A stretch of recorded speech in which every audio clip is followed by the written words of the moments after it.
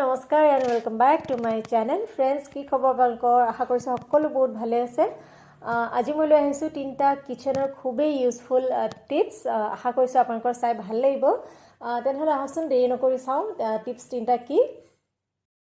Friends, এই electric জাৰকেইটা প্ৰায় সকলোৰে ঘৰতেই ব্যৱহাৰ হয়। বিশেষকৈ ঠাণ্ডা দিনততো ইয়াৰ ব্যৱহাৰৰ কথা ক'বই নালাগে। পানী গৰম কৰা, চাহ বনোৱা, কিন্তু ইয়াক ধুবলৈ অকণমান অসুবিধা হয়। মানে ডাইৰেক্ট টেপৰ তলত পানীত ধুবলৈ অকণমান অসুবিধা হয়, কাৰণ ডাইৰেক্ট পানীত ধুলে সোনকালে বেয়া হৈ যোৱাৰ চান্স থাকে।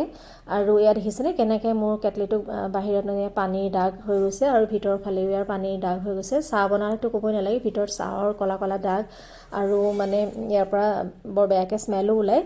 তো আহকচোন আজি কেনেকৈ সহজতে চাফা কৰিব পাৰি এই কেটলিটো, একদম নতুনৰ নিচিনা চকচকীয়া হৈ যাব, তাৰে ট্ৰিক্স মই আপোনালোকক ক'ব বিচাৰিছোঁ। আহকচোন চাওঁ। ফ্ৰেণ্ডছ, এয়া মই লৈ লৈছোঁ টুথপেষ্ট। যিকোনো টুথপেষ্টেই ল'ব পাৰি। আৰু এখন লৈ লৈছোঁ মই এয়া কাপোৰ। সৰু কাপোৰৰ টুকুৰা এটা হ'লে ভাল হয়, মোৰ অকণমান কাপোৰখন ডাঙৰেই হ'ল। আৰু ইয়াতে মই লগাই লৈছোঁ টুথপেষ্ট। আৰু এতিয়া মই এই টুথপেষ্টেৰে গোটেই কেটলিটো ধুনীয়াকৈ ঘঁহি দিম।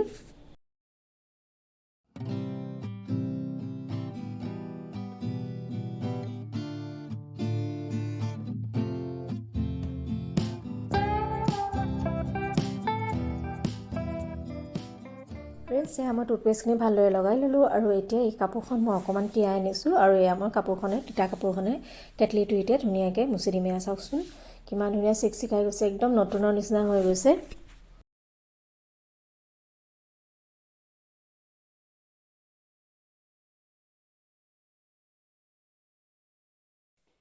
দেখিছেনে ফ্ৰেণ্ডছ, কিমান ধুনীয়াকৈ চফা হৈ গৈছে। আৰু এতিয়া ভিতৰৰ ফালে দেখিছেনে, ইয়াৰ ভিতৰতো মোৰ কেটলিটোৰ পানীৰ দাগ হৈ গৈছে।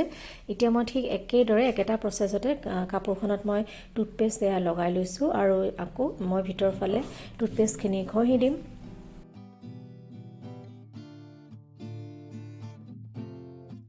মোৰ টুথপেষ্ট লগাই হৈ গ'ল। যেনেদৰে বাহিৰত লগাইছিলোঁ তেনেদৰে কেটলিৰ ভিতৰতো মই এয়া টুথপেষ্ট লগাই ল'লোঁ। আৰু এয়া মই পানী দি দিলোঁ, আৰু পানী এতিয়া ধুনীয়াকৈ জাৰটো আখলি পেলাম। টুথপেষ্টৰ গোন্ধটো যদি থাকি যোৱা যেন পায়, তেতিয়াহ'লে ইয়াতে আৰু অলপ পানী দি পেলাই পানীখিনি উতলাই পেলাই দিলেই হ'ল, আৰু গোন্ধটো ইয়াৰ নাইকিয়া হৈ যাব। চাওকচোন ফ্ৰেণ্ডছ, কিমান ধুনীয়া হৈ গৈছে, একদম নতুনৰ নিচিনা চিকচিকীয়া হৈ গৈছে। ফ্ৰেণ্ডছ, এতিয়া আহোঁ নেক্সট টিপটোলৈ। এয়া হৈছে কচুৰি মেথি। আমি যেতিয়াই চব্জি তৰকাৰী বনাওঁ, যেতিয়াই ইয়াৰ ব্যৱহাৰৰ প্ৰয়োজন হয়, তেতিয়াই কিন্তু আগতীয়াকৈ ইয়াক অকণমান ৰোষ্ট কৰি ল'ব লগা হয়। কাৰণ কচুৰি মেথি প্ৰায় সেমেকিয়ে থাকে, কাৰণ ই বহুত সোনকালে মইশ্চাৰ এবজৰ্ব কৰি লয়। আৰু সেমেকি থাকে যিহেতু, অকণমান ৰোষ্ট কৰি নল'লে ইয়াক ধুনীয়াকৈ পাউডাৰ ফৰ্ম কৰিব নোৱাৰি, বা হাতেৰে ক্ৰাছ কৰিব নোৱাৰি। আৰু কেতিয়াবা ইমান দৌৰা হয়, চব্জি তৰকাৰীতটো তেনেকৈয়ে দি দিয়া হয়, সেমেকা কচুৰি মেথিয়ে দি দিয়া হয়। মইতো প্ৰায়ে দি দিওঁ। ফ্ৰেণ্ডছ, এয়া মই জাষ্ট গাখীৰ গৰম কৰি উঠিছোঁ, আৰু গৰম গাখীৰৰ চচপেনটোৰ ওপৰতে এয়া মই প্লেটখন থৈ দিলোঁ। আৰু এনেকেই থৈ দিলে প্ৰায় 6-7 মিনিটমান পিছতে এইখিনি একদম ধুনীয়াকৈ শুকাই আহে, আৰু হাতে ধুনীয়াকৈ মোহাৰি পেলাব পাৰি। আপোনালোকে যদি চচপেনত কোনোবাই যদি চচপেনতো ভাত বনায়, তেনেকৈ চচপেনখনতো ঢাকি এনেকৈ প্লেট এখনত কচুৰি মেথিখিনি উলিয়াই লৈ ঢাকি থৈ দিব পাৰে। আৰু এয়া দেখিছেনে, ইমান ধুনীয়াকৈ মোৰ ক্ৰাছ হৈ গৈছে, আৰু হাতে ধুনীয়াকৈ মোহাৰি দিওঁতে এইখিনি ধুনীয়াকৈ পাউডাৰ হৈ গৈছে। আৰু এতিয়া এটা এয়াৰটাইট বটলৰ ভিতৰত মই এইখিনি ভৰাই থ'ম, আৰু যেতিয়াই দৰকাৰ হয় তেতিয়াই ব্যৱহাৰ কৰিব পাৰি। ফ্ৰেণ্ডছ, এতিয়া আহোঁ নেক্সট টিপটোলৈ। যেতিয়া আমাৰ দৌৰা হয়, এখনতকৈ বেছি একেলগে 2খন বা 3খন বা 4খন ৰুটিনো কেনেকৈ বনাব পাৰি, সেয়াই মই দেখুৱাবলৈ বিচাৰিছোঁ। এয়া মই আটা মাৰিয়ে থৈছোঁ, আৰু সমান সমান চাইজৰ মই আটাৰ বল বনাই লৈছোঁ। আৰু মই এয়া একেলগে 2খন ৰুটি বনাম এতিয়া। আৰু এয়া প্ৰথমতে মই আটা লগাই লৈছোঁ বলকেইটাত, আৰু এটা বলৰ ওপৰত এয়া মই এনেকৈ অইল দি দিছোঁ। আপোনালোকে ঘিউ দিব পাৰে।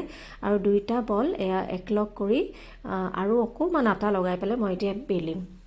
ফ্ৰেণ্ডছ, এয়া মই একেলগে 2খন ৰুটি বনাই দেখুৱাইছোঁ। আপোনালোকে 3খন বা 4খনো বনাব পাৰে। তেতিয়া কিন্তু বলকেইটা অকণমান সৰুকৈ ল'ব লাগিব, কাৰণ নহ'লে ৰুটিখন বহুত মোটা হৈ যাব, আৰু বেলিবলৈও অকণমান অসুবিধা হৈ যাব, কাৰণ বেলনাখনতকৈও ডাঙৰ হৈ যাব। আৰু এয়া মোৰ টাৱাখন গৰম হৈছে, আৰু এয়া মই দি দিলোঁ। আৰু ধুনীয়াকৈ এনেকৈ ৰুটিখন ইপিঠি সিপিঠি হেঁচি সেকি দিয়াৰ পিছত এয়া দেখিছেনে, ইমান ধুনীয়াকৈ ছেপাৰেট হৈ আহে। এনেকৈ বনোৱা ৰুটিকেইখন কিন্তু খাবলৈও বৰ ভাল লাগে, বৰ ধুনীয়া পাতল পাতল হৈ যায়, একদম ৰুমালী ৰুটিৰ নিচিনা হৈ যায়। ফ্ৰেণ্ডছ, আপোনালোকে যদি এনেকৈ বনাই চোৱা নাই, এবাৰ ট্ৰাই কৰি চাবচোন। এনেকৈ বনাবলৈও বৰ সুবিধা হয়, আৰু ৰুটিকেইখনো খাবলৈ বৰ ধুনীয়া হয়, পাতল পাতল হয়।